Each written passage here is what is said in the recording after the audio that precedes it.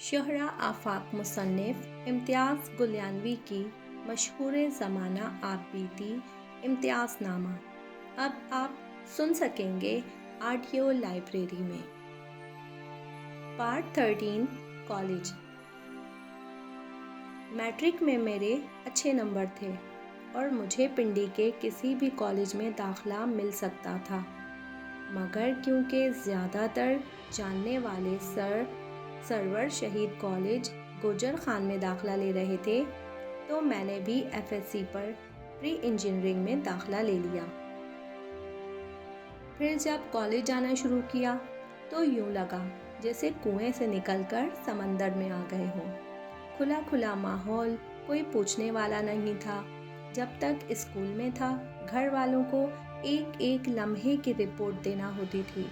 कहाँ गए, क्या किया, ज़्यादा देर तक घर से बाहर रहने की बिल्कुल भी इजाज़त नहीं थी। मगर जब मैंने मैट्रिक का इम्तिहान दिया तो वालदा साहिबा की तरफ से काफ़ी छूट मिल गई, क्योंकि रिज़ल्ट आने तक पढ़ने लिखने के तो छुट्टी ही थी। इन 4 महीनों में मैंने खूब अय्याशी की।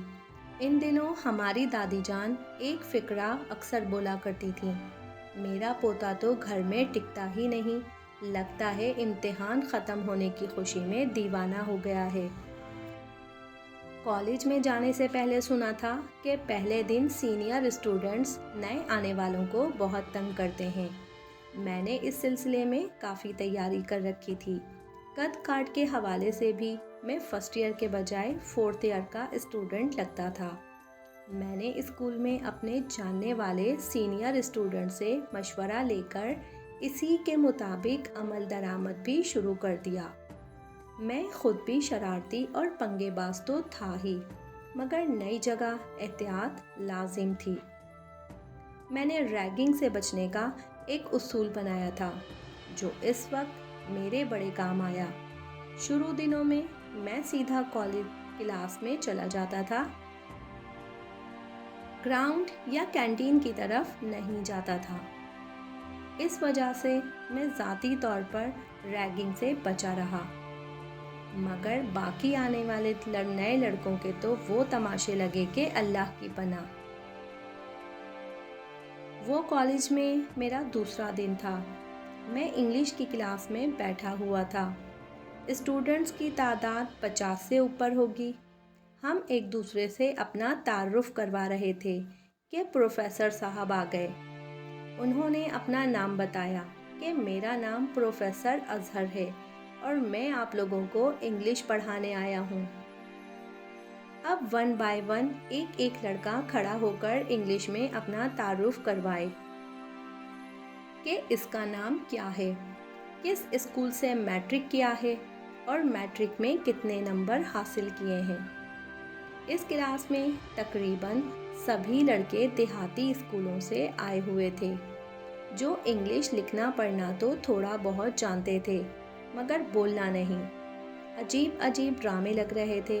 90% तारुफ 3 ज़बानों को मिक्स करके करवाए जा रहे थे, जिसमें उर्दू 40%, पोठोहारी 40% और बीच में कहीं कहीं 20% इंग्लिश भी होती थी। तारुफ सुनते सुनते अचानक प्रोफेसर साहब भागकर क्लास से बाहर निकल गए। हम सब हैरानों परेशान हो गए कि ये क्या हुआ। इतने में एक लड़का क्लास के अंदर आया और बोला, आप लोग भी निरे बुद्धू ही हो। ये कोई प्रोफेसर नहीं था, बल्कि 4th ईयर का एक लड़का था, जो आप लोगों को उल्लू बना रहा था। बाकियों का तो पता नहीं। मुझे बड़ी शर्मिंदगी हुई और साथ साथ बड़ा गुस्सा भी आया। थोड़ी देर के बाद एक और लड़का क्लास में दाखिल हुआ और बोला, मैं प्रोफेसर अजहर हूँ और आप लोगों को इंग्लिश में पढ़ाया करूँगा। ये सुनकर मुझे सख्त गुस्सा आया कि धान 500 लड़का, जिसका कद बमुश्किल 5 फुट और कुछ इंच और वज़न 40 किलोग्राम होगा, हमें बेवकूफ़ बनाने आ गया। मैं सबसे पहले अपनी बेंच से उठा।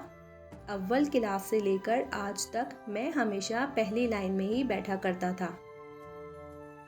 اور زور سے بازو سے پکڑ کر اس لڑکے کو کلاس سے باہر پھینک دیا اور ساتھ ہی تڑی بھی لگا دی کہ اگر دوبارہ کلاس میں قدم بھی رکھا تو ٹانگیں توڑ دوں گا۔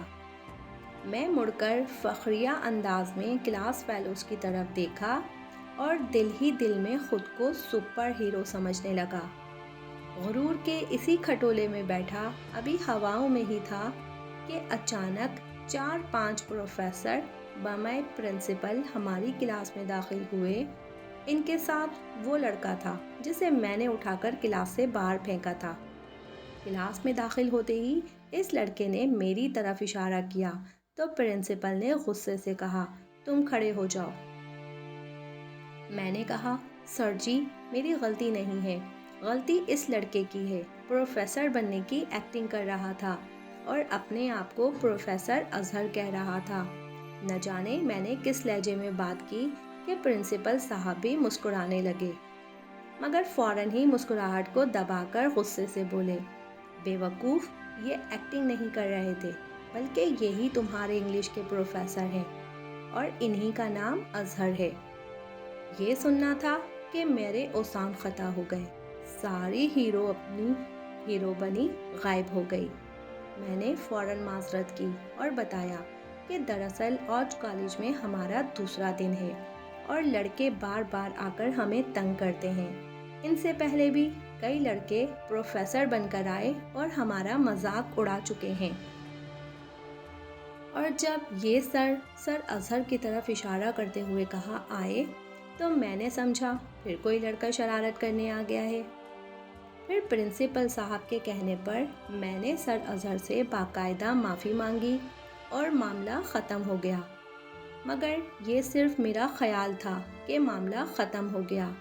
سر اظہر نے کبھی مجھے دل سے معاف نہ کیا اور جب کبھی کسی انگریزی کا لفظ غلط تلفظ میرے منہ سے نکل جاتا تو باقاعدہ میرا مذاق اڑاتے، مگر اس عمر میں ہم ایسی باتوں کی پرواہ کہاں کرتے تھے۔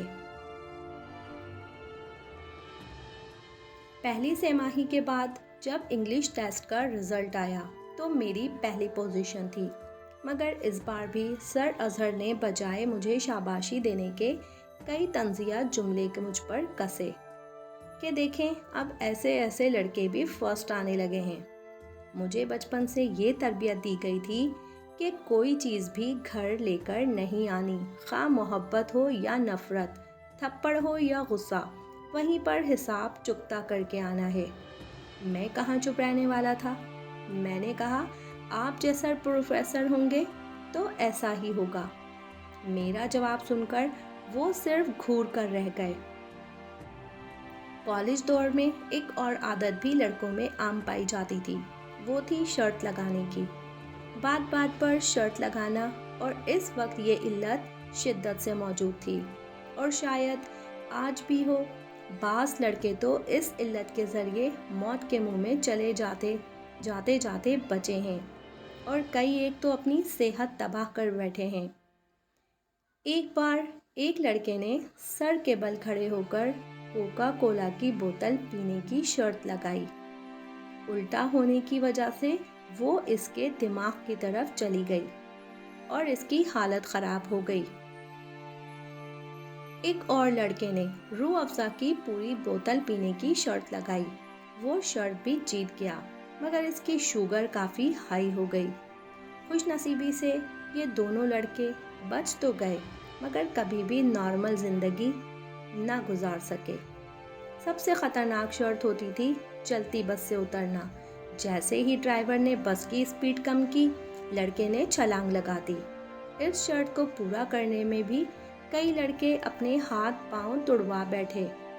اس وقت ہمیں اس بے وقوفی کا اندازہ تک نہ تھا کہ کیسے ایک برگر یا ایک پلیٹ چاٹ کے لیے ہم اپنی زندگی داؤ پر لگا دیتے تھے، اور نہ صرف اپنی زندگی تباہ کر دیتے تھے بلکہ اپنے والدین اور بھائی بہنوں کی زندگی پر بھی برے اثرات مرتب کرتے ہیں۔